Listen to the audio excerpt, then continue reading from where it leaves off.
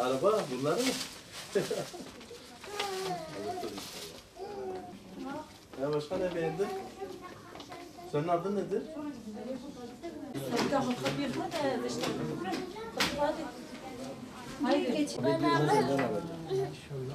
Onlar da gelmeyenlere seçiyorlar. Ha, gelmeyenlere. Orada olmasına bakmayın yani. Bayağı bir hafif oluyor. İnşallah iyi olur. Var mı?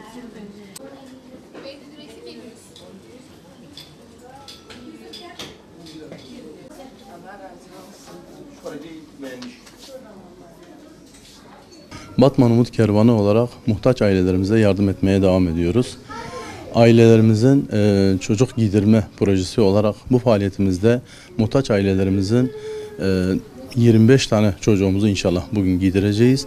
Bu faaliyetimize belirlemiş olduğumuz bir mağazada kendilerine 750 TL'lik vermiş olduğumuz çekle aileleriyle, anne babalarıyla gelip kendileri üzerlerine giyerek beğendikleri ürünü alarak kendileri mutlu ediyoruz. Bu kapsamda Batman Umut Kervanı Kim Var gönüllüleriyle beraber ortaklaşa bu faaliyeti gerçekleştiriyoruz.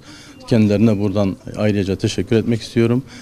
Muhtaç ailelerimize yardım gönderen hayırseverlerimize de buradan çok teşekkür ediyorum. Allah hepinizden razı olsun. Ne kadar çok eğer ihtiyaç sahibine yardım gelirse o kadar çok kardeşimize ulaştırıyoruz.